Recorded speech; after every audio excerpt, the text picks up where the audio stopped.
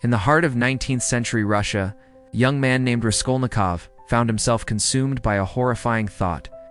A thought so terrible that it threatened to destroy him from the inside out. And if you can guess what that thought was, you might just be able to survive this game. Welcome to the first level of a deadly game. To win the grand prize, all you have to do is correctly guess what horrible thing Raskolnikov thought about doing, and reveal it in the comments section. Got it? Here's your first clue. That horrible thought crossed Raskolnikov's mind because he was in desperate need of money. He was a former student who had fallen on hard times and resorted to pawning his belongings. He found himself plagued by nightmares, haunted by the chilling echo of his victim's screams. Each night he was forced to relive the horror of his deed, the sight of the lifeless eyes staring accusingly at him from the floor. The act he had committed, the taking of an innocent life, weighed heavily on his conscience. He grappled with the realization that he had shattered not only his victim's life, but his own as well. Let's see how many of you are worthy of advancing to the next level. The burden of his crime threatened to crush him, leaving him physically and emotionally drained. The once vibrant and hopeful young man had been transformed into a shell of his former self. Trapped in a prison of his own making, sleep became a distant memory, replaced by restless nights filled with fear and remorse. He was angry at the injustice of his situation, feeling trapped by his circumstances and burdened by his own intellect. He started seeing enemies everywhere, convinced that people were closing in on him, eager to uncover the truth. Shadows seemed to follow him, whispering secrets and amplifying his dread. The constant turmoil within him, the endless loop of guilt, paranoia, and fear, left him depleted. He lacked the energy to engage with the world, preferring to stay hidden away in his room, consumed by his own thoughts. Even the simplest tasks required Herculean effort, and he often felt too numb to care.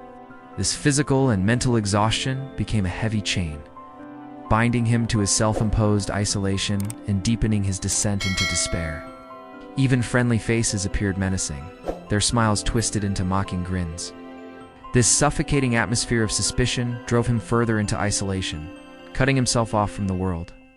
He believed himself to be extraordinary and questioned why he should be subjected to the same moral constraints as ordinary people.